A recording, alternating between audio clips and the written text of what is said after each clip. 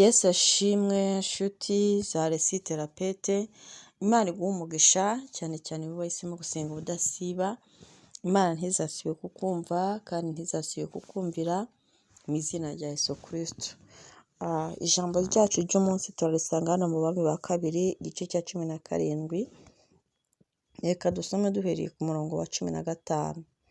Haranditse ngo bakanga amategeko ye n'isezerano yasezeranye na ba sekuruza n'ibyo yabahamirije, kandi bagakurikira ibitagira umumaro, bahinduka nkabyo, bagakurikiza abanyamahanga bari babagose, abo Uwiteka yabihanangirije kutabigana.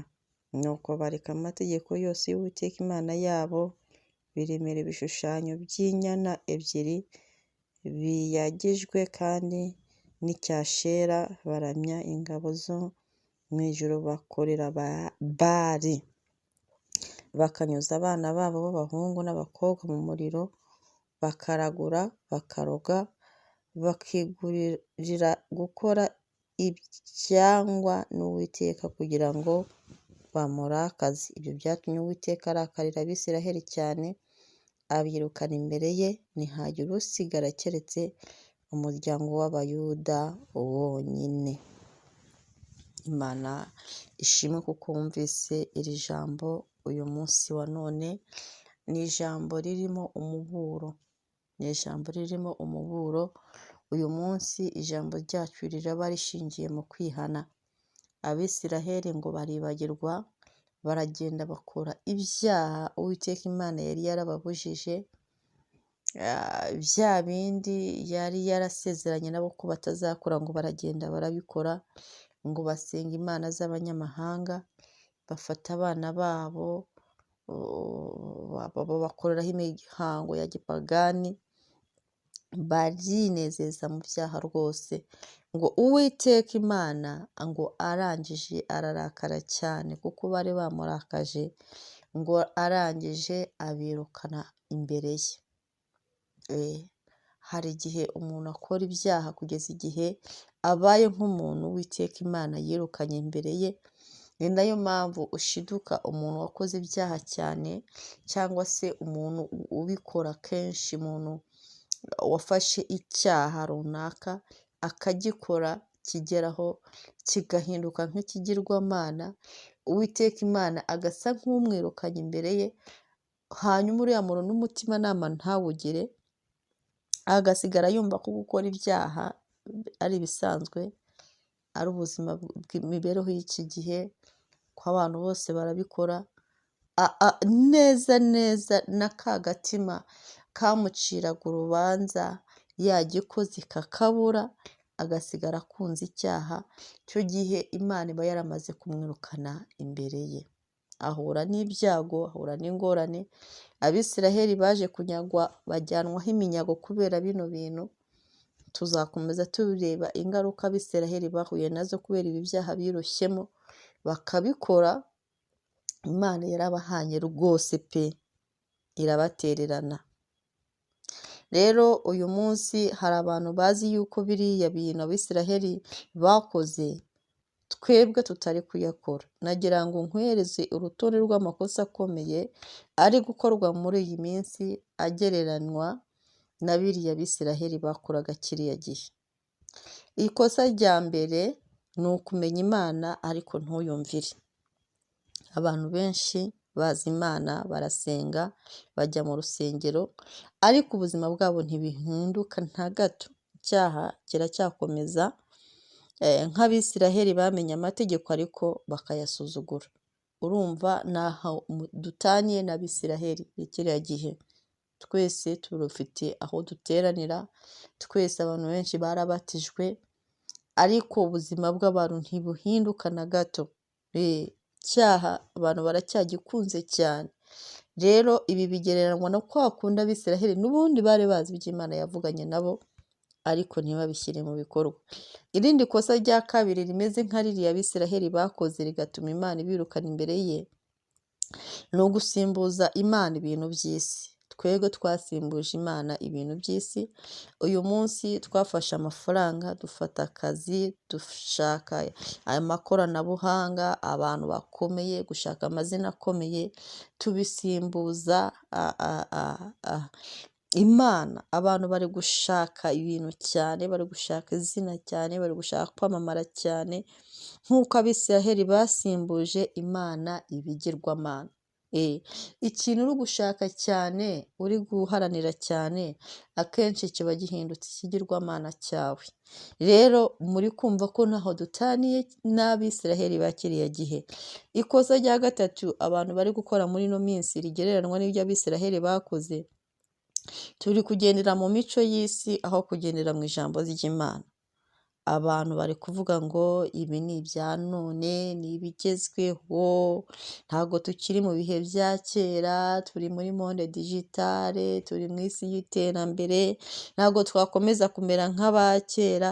Ni ukuvuga ngo icyaha cyamaze kwitwa nk'igisanzwe.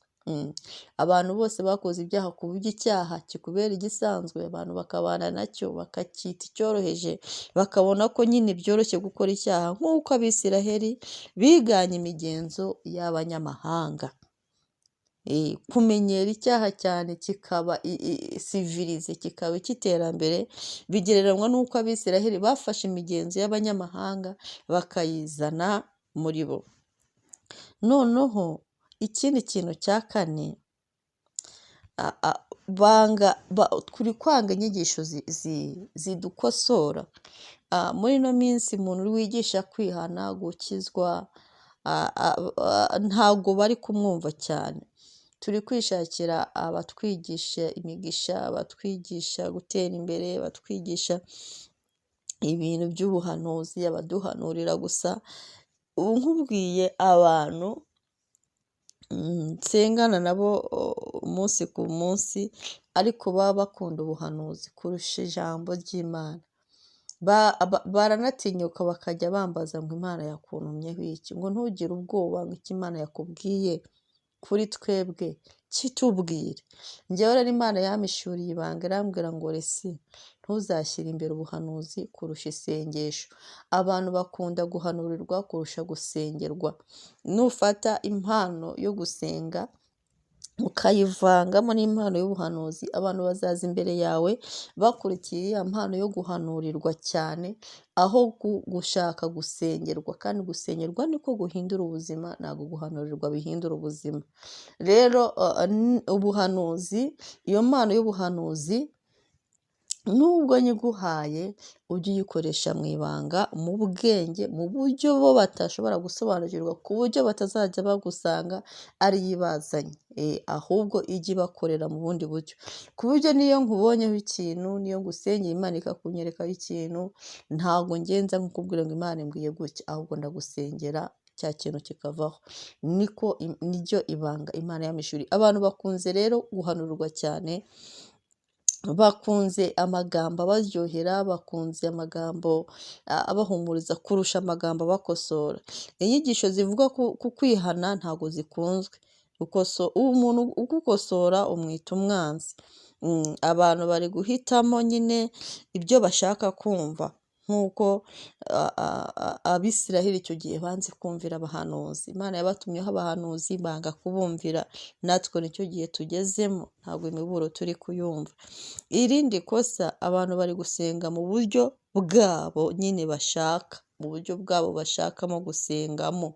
Umuntu arasenga mu buryo bwe, nyine ugasenga ariko ntuhinduke, ukavuga Imana ngo irareba umutima, ngo Imana ngo ireba ngo nk'abantu, ngo Imana ntishe imanza, ngo mbese wumva ko Imana ireba mu mutima w'umuntu gusa, ariko ibikorwa byawe ntubihindure, ntugire urukundo, ntugire imbabazi, ntubabarire, ntuwicishe bugufi, ugakomeza uburyarya bwawe kandi ugakomeza kujya imbere y'Imana.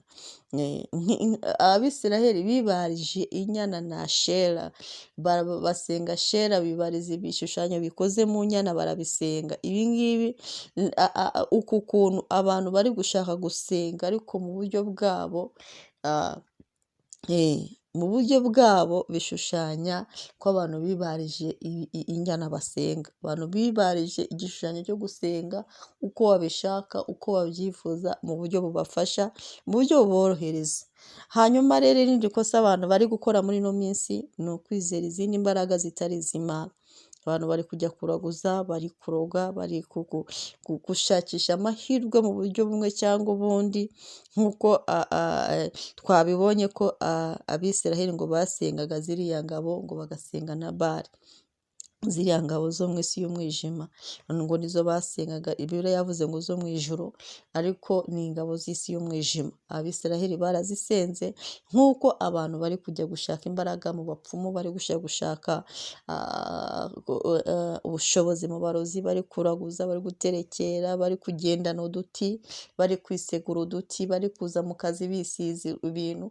Abisiraheli ni kuriya bari bameze, kandi n'abantu b'iki gihe benshi abo muzajya muhura mu nzira, benshi na benshi baba bisize utuntu, baba bambariyeho utuntu, bajya gucuruza bashyize utuntu aho bacururiza, mu modoka baba bashyizemo utuntu. Ndagira ngo nkubwire ko ibyo Abisiraheli bakoze twebwe birarenze. Rero ikindi ni kosa abantu turi gukora rimeze nka ririya ry'Abisiraheli, ni ugukunda iby'isi, ni ukubyitangamo cyane, tugatakaza ibintu by'agaciro. Turi kujya mu bintu bindi by'isi cyane, tukirengagiza icy'ibanze kurushaho. Urugero, turi kwima umwanya abana bacu, turi kwima umwanya ijambo ry'Imana, turi kwima umwanya kwera, turi kwima umwanya umuryango. Nka bariya Abisiraheli bageze aho batamba abana babo. Mwabonye ko ngo bafashe abahungu n'abakobwa babo bakajya babacisha mu muriro. Biriya bisobanuye ko bageze aho bagafata n'abana babo bakabasimbuza ibyo bifuzaga. Biriya babikoraga cyari ikimenyetso cyo kuvuga ngo iyo wafataga umwana wawe kugeza igihe umutambiye, cyari ikimenyetso cyo kugaragaza ko hari ikintu ushaka cyane, ku buryo cyasimbuzwa n'ubuzima bw'umwana wawe. Rero abantu ntibari kwita ku miryango, ntibari kwita ku miberere y'abana, ntibari kwita ku isengesho ryo muri famiye, ntibari kwita ku kinyabupfura cy'abana bafite, ntibari kwita ku itorero ry'ejo hazaza, ahubwo bafite ibindi bahugiyemo bahaye agaciro cyane. Ibi ngibi bigereranywa nko gufata abana ukabacisha muri uriya muriro, nk'imigenzo ya kera y'Abisiraheli bakoraga. Irindi kosa ni ukumenyera icyaha cyane, ukatakaza ya kamere yo kugitinya, ukagigira inshuti, ukacyita ko bisanzwe, ukumva ko bitakibabaje Imana, nk'uko Abisiraheli nabo bakomeje kumenyera ikibi. Ibi nabisobanuriye mu buryo bwa mbere. Rero urumva ko mu by'ukuri inshuti yanjye uri kunyumva, turasabwa gusaba imbabazi. Nagira ngo wowe unyumva wibaze kano kabazo gatoya: ni iki kiri kuntegeka muri iyi minsi? Ni iki kimfata umwanya cyane w'ingenzi kurusha Imana? Ni igiki? Nurangiza, dore igikorwa ugiye gukora ni ugusenga ku giti cyawe kandi buri munsi, gusoma ijambo ry'Imana no kurushyira mu bikorwa mu rugendo rwawe rwa buri munsi. Kwizera mu by'ukuri kwakagombye guhindura imyitwarire yawe, kugahindura ubuhamya bwawe, abantu bakabona ko wanahindutse. Ahangaha niho uraba ukoze ibyo Abisiraheli batakoze kiriya gihe. Yego, isuzume rero, witekerezeho, hanyuma twinjire mu gihe cyo gusaba Imana imbabazi. Nagira ngo nkubwire ko gukosorwa n'ubuntu. Nubona umuntu agukosora akubwira ngo iki ni kibi, ntukajye urakara. Ntukajye urakarira umuntu ukubwira kwihana. Gerageza gusubira mu muco wo guca bugufi, wongere usubire wa mwimerere wo gukunda Imana. Ureke gukunda iby'isi cyane, ureke gukunda ibintu byateye ikoranabuhanga, ibintu byinshi. Umva, Abisiraheli b'iki gihe bo bararenze abakiriya gihe. Abisiraheli b'iki gihe bararenze kurusha abakiriya gihe. Turasenga rero, kuko Imana yacu irumva. Imana yacu ni urukundo, Imana yacu irihangana, Imana yacu irababarira, Imana yacu ndayikunda icyama nawe ukayikunda. Dukurikije ukuntu ibyaha bigwiriye mu isi, iyi si yakagombye kuba yararimbutse, ariko byibuze hari abera b'Imana, hari bamwe batigeze bashayisha ngo bajye muri ibi byose, bagikomeje kurinda umwimerere wo gukizwa, bagikomeje kurinda ijambo ry'Imana. Abo ngabo nibo batuma Imana itarimbura isi, batuma Imana ikomeza kwihangana. Icyama ukaba umwe muri abo bantu, icyabo ukaba umwe muri abo bantu bapfuka mu cyumba bagasengera itorero, bagasengera abakristo, bagasengera gukizwa, bagasengera igihugu, bagasengera isi, bagasengera umuryango, bagasengera abana, bagasengera abo bashakanye, bagasengera inshuti. Icyama ukaba umwe muri abo bantu, tugafatanya kugira ngo Uwiteka Imana ye kurakarira isi, ye kurakarira abantu, ngo ababwire ngo mwumve imbere. Abisiraheli Imana yarabahaze icyo gihe, irababwira ngo mugende mwumve imbere. Uzi kugera mu buzima ukamera nk'aho Imana itakikubona. Uzi ko hari abantu bari hano ku isi bameze nk'aho bavuye imbere y'Imana neza, Imana itakibabona. Ni nayo mpamvu ushobora kujya wibaza ukavuga uti ese ko mbona uriya muntu aracumura, nta kibazo, uriya aracumura ariko icyo akoze kikemera, agakomeza akabiba agasarura, agakora poroje bikemera, kandi ni umunyabyaha. Ariko twebwe dusenga, Satani araturwanya, aradutera. Bariya bavuye imbere y'Imana ntikinababona, ntikinabitayeho, mbese Imana yarabajugunye. Icyo bategerejwe ni urupfu rw'iteka, ni ukurimbuka. Kandi buriya umuntu uri mu gihugu cy'irimbukiro nta mahoro agira. Uzabacunga uzasanga mu buzima bwabo nta mahoro bagira. Nicyo gihano Imana igihanisha bene bariya cyane, bameze nk'abantu bajyanweho umunyago. Nubwo bashobora gukora bikemera, ariko baba bafite ubukandamizwa bukomeye cyane, nta bwigenge baba bafite. Uzabacunga uzasanga igihe cyose bahangayitse umutima, bafite ikintu batinya, bafite ubwoba, bameze ukuntu. Uzabacunga uzasanga bameze nk'abari mu buhungiro mu isi y'umwuka, mu buryo bw'umwuka. Uzabona ko ari abantu badafite icyizere cy'ubuzima, bafite ikintu kibateye ubwoba. Wowe rero nubwo urwanwa, nubwo ubona bitagenda neza, ariko byibuze hari ikintu barusha, ufite icyizere, ufite Kristo, urakomeye. Biranga ariko ukishima, biranga ariko ugakomeza, biranga ariko ugaseka, biranga wowe Imana iracyakubona, uracyakora ikosa ikaguhana kugira ngo ukebuke, ugaruke gatoya, mwongere mukomeze. Wowe uracyari imbere y'Imana, uracyari mu maso y'Imana. Mwendere Jesi iba yakubonye akaha gato uragakora, igahita ihaguruka gacyayi ikagufuhira. Urumva ntabwo umeze nk'ababandi. Rero Imana yaragufashe gutuza ukwawe, igutuza ukwacu. Murabizi neza, mpora mbivuga ngo icyatumye Abisiraheli batavumika nuko Baramu yararebye ngo asanga n'ubwoko butura ukwabo. Imana ijya ifata abantu bayo ikabatura ukwabo, ikaba ari bo ibona gusa, abandi basigaye bayigomeye, bayibabaje, igasa nkaho ibirukanye imbere yayo.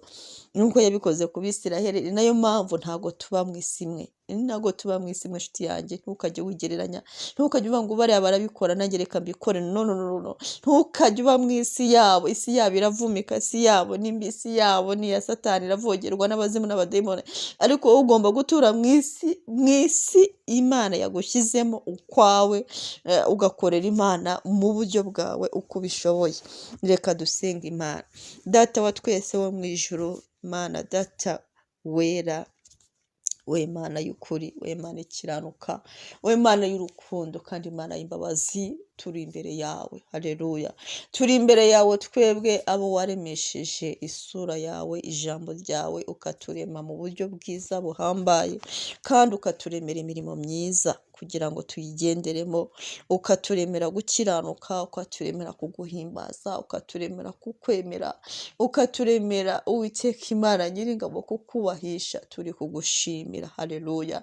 Turi kugushimira kuko waturinze, turi kugushimira kuko waduhagazeho, turi kugushimira kuko watwimanye, turi kugushimira kuko Uwiteka Imana Nyiringabo ukomeje kugendana natwe, turi kugushimira ko ukomeje kuba mu ruhande rwacu, turi kugushimira ko ukomeje guhagararana natwe mu bibazo by'ubuzima, mu bitero by'ubuzima, muri ino si igoye kuyibamo ariko ukomeza kubana natwe. Turagushimira ko utadusiga twenyine, turagushimira kuri umwungeri mwiza, haleluya. Umenya inama zawe nawe zikakumenya, waradufashe utugira ubwoko butuye ukwabwo, uturerera hafi yawe mu cyanya cy'ubwatsi bubisi hafi y'amazi azasuma, ubaruhaho utushyira. Turagushimiye, ntuhabwe icyubahiro, haleluya. Nushimwe abana bawe turagushimiye, abo waremye turagushimiye. Ariko kandi Uwiteka Imana Nyiringabo, turarekonesa yuko hari ibyaha twakoze, hari igicumuro twagucumuyeho. Ni nayo mpamvu turi kwisuzuma, umutima wacu uri kwisuzuma nk'Abisiraheli. Turi kwemera ko hari igihe Nyiringabo Imana twatakaje gukiranuka, twatakaje kwera kwawe, ijambo ryawe tukaryumva neza ariko ntiturishyire mu bikorwa. Niyo mpamvu tukwingize kugira ngo utubabarire aho twasuzuguye amategeko yawe mu bitekerezo, mu magambo no mu bikorwa. Utworose imbabazi zawe, utworose ubuntu bwawe, utworose impuhwe zawe, utworose agaciro kawe, utworose ikiganza cyawe. Mu izina rya Kristo twakira imbabazi zawe. Aho twagusimbuje ibindi bintu utubabarire, aho amafaranga, akazi, abantu, icyubahiro byafashe umwanya wacu wa mbere mu mitima yacu, kurusha gusenga, kurusha kugukunda, utubabarire.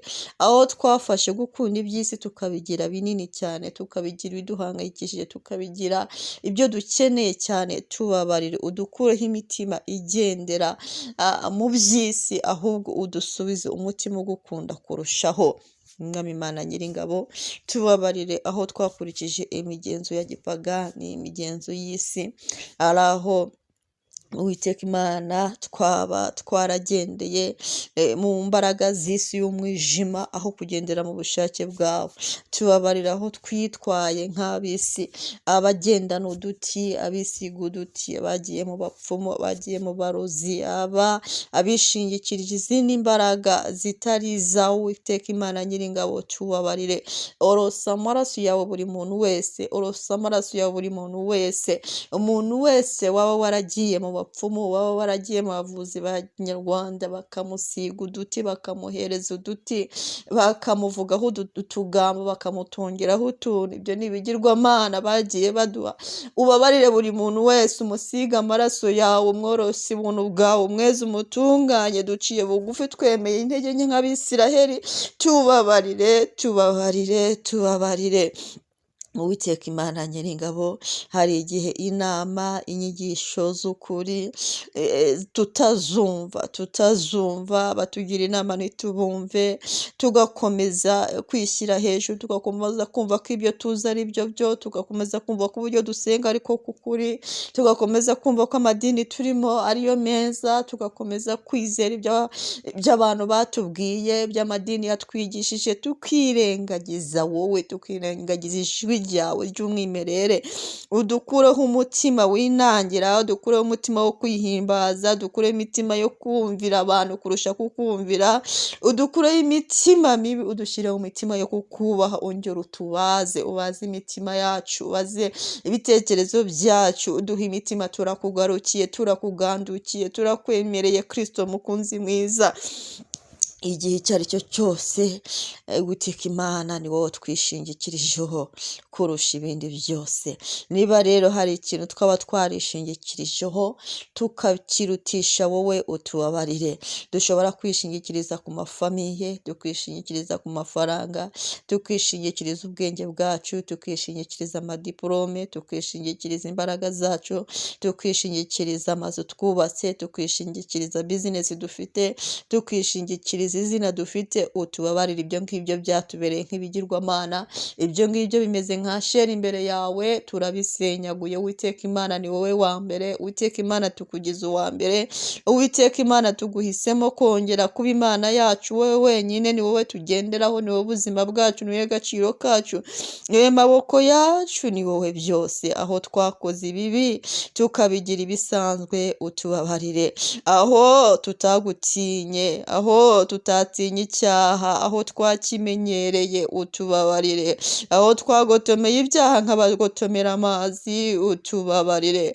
Uhagira imitima yacu, uduhe imitima mishya, uduhe ubushake bwo kwanga icyaha burundu, uduhe kukizinukwa. Uwiteka we urabishoboye, tugirire neza.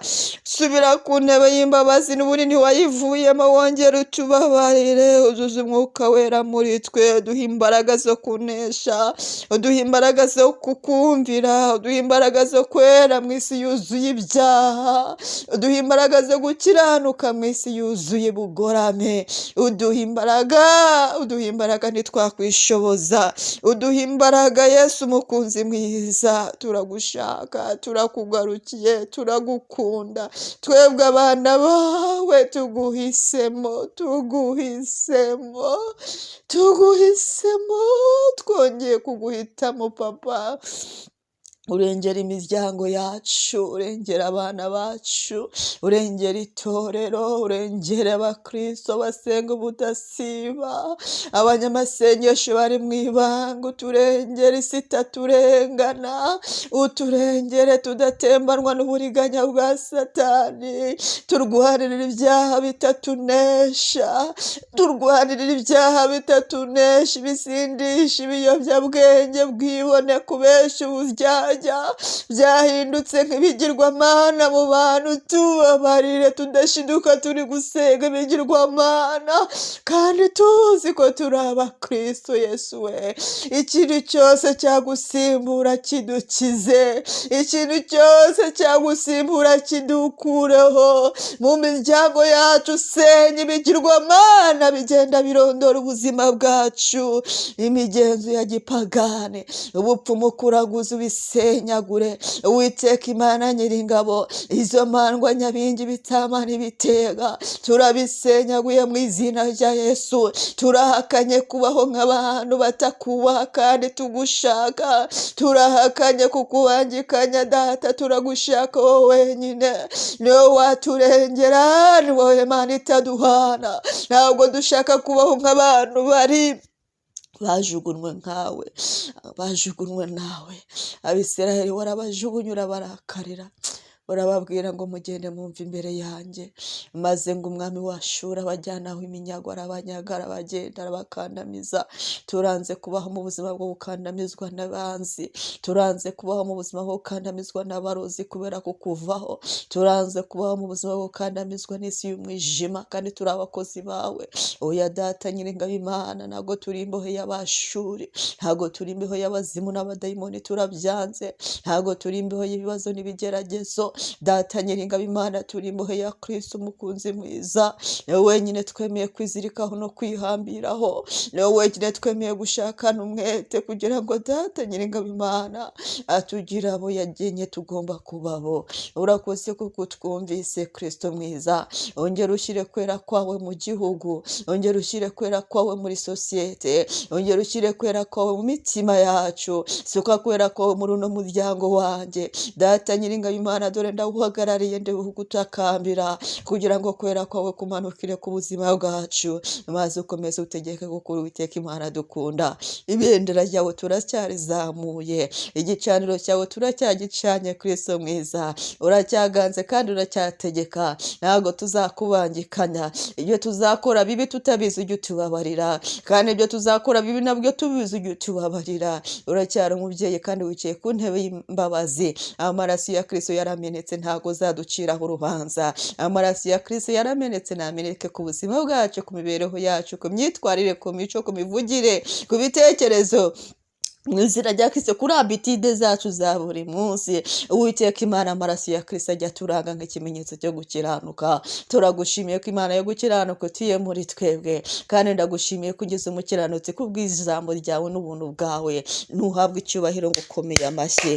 Uri mwiza, uri mwiza, uri mwiza, uri mwiza, uri mwiza, uzahora uri mwiza. Uyu munsi ngushyize mu biganza, ndawubatirishije amaraso ya Kristo Yesu. Nshira inzira, undwanirire, undengere, undinde ibindwanya n'ibimpiga byose nyiringabo Imana. Ubifate mpiri Kristo mukunzi mwiza, ujye hagati yanjye n'ibibazo n'ibigeragezo bimpiga, ujye hagati yanjye n'ibibazo n'ibigeragezo bihiga ubuzima bwanjye na famiye yanjye, mu izina rya Kristo Yesu wangu ku musaraba i Golgotha. Buri muntu wese twasenganye uyu munsi wa none umurinde, umugote, kandi Uwiteka Imana umugirire neza, nk'uko imisozi igose Yerusalemu bari kugota abantu bawe. Uhereye none ukageza iteka ryose, niko nsenze kandi niko mbyiringiye mu izina rya Yesu. Amen, amen, amen, amen.